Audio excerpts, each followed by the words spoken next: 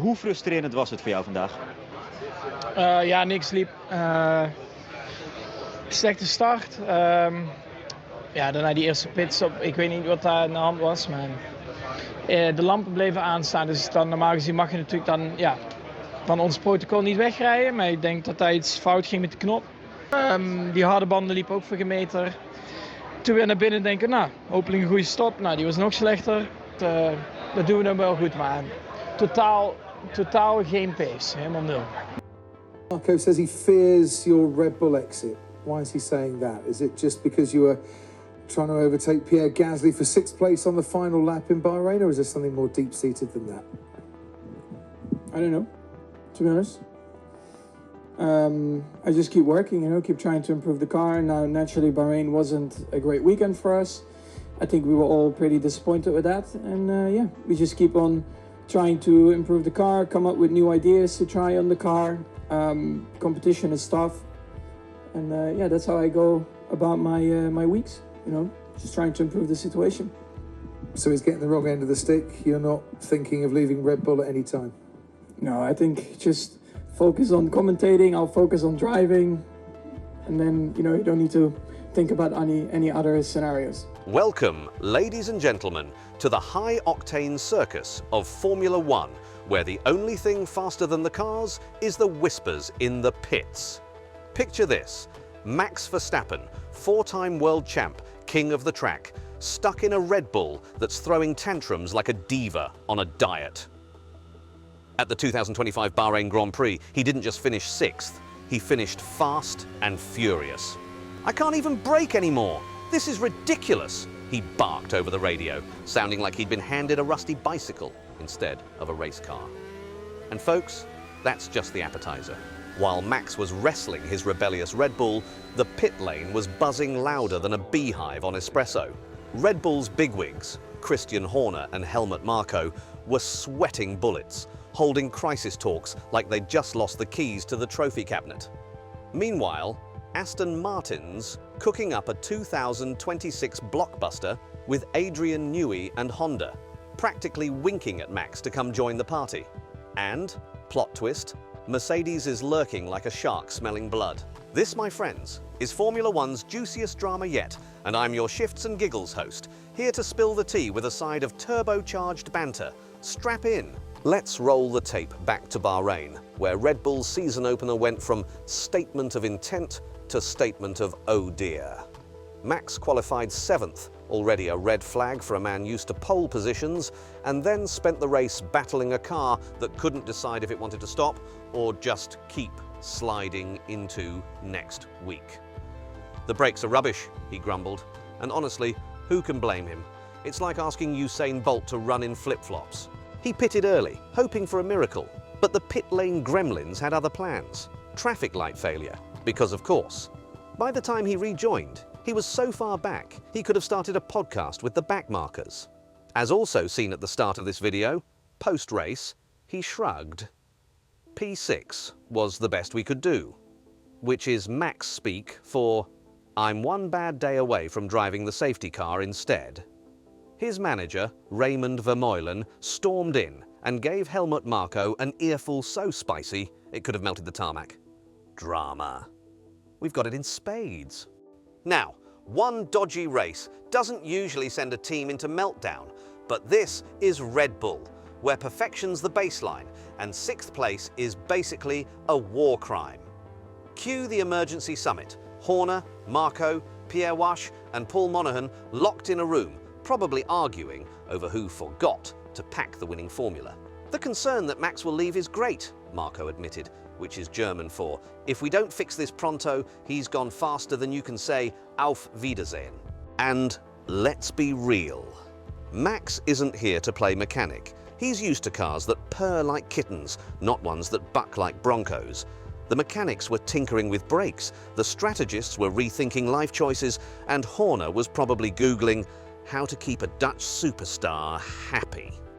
Spoiler, it's not with a P6 finish and a pat on the back. While Red Bull's busy putting out fires, Aston Martin's over here playing 4D chess. They've nabbed Adrian Newey, the Yoda of aerodynamics, the man who turned Red Bull into a dynasty.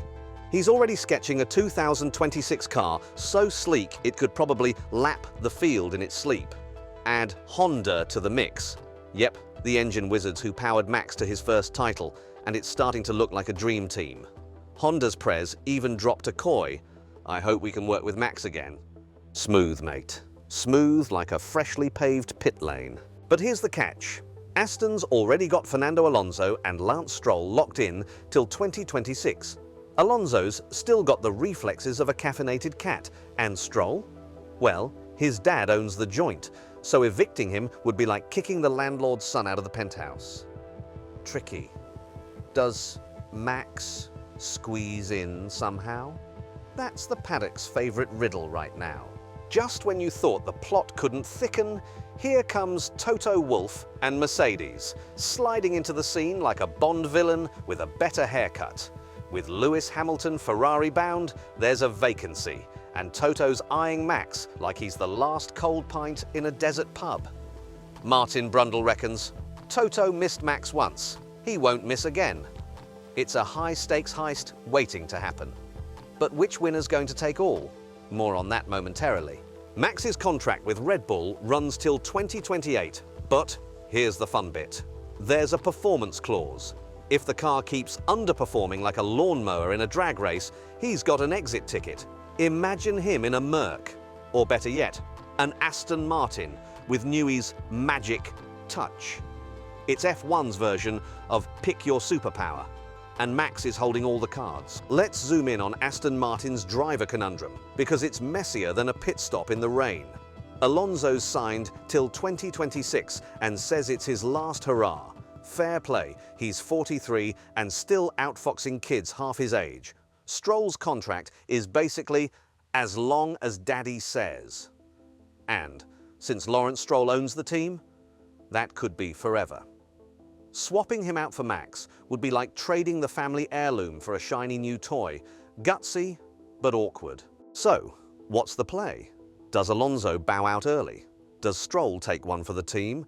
Or do they invent a third seat and call it innovation? It's a soap opera with turbochargers, and I'm popping the popcorn for whatever chaos comes next. Time to call in the big guns. The credible Juan Pablo Montoya's betting Aston Martin will dangle an offer Max can't refuse, probably stuffed with cash and a complimentary Dutch pastry chef. Brundle's still Team Mercedes whispering, Toto's got this. Me? I'm just here enjoying the madness. Honda's president chiming in about Max feels like a love letter with horsepower. Come back, champ.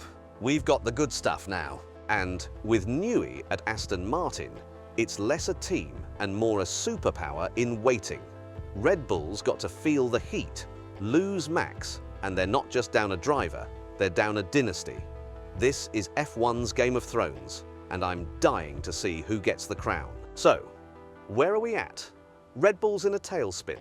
Aston Martin's building an empire, and Mercedes is circling like a vulture with impeccable timing.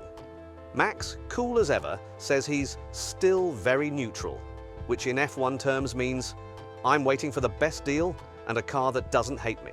As 2025 races on, all eyes are on Verstappen. Will he stick with Red Bull through thick and thin or trade up for greener pastures?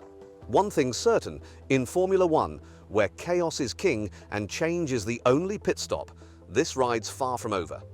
So, hit that subscribe button, drop your hot takes in the comments. Where's Max headed? And let's keep this turbocharged soap opera rolling. In F1, the only thing faster than the cars is the drama.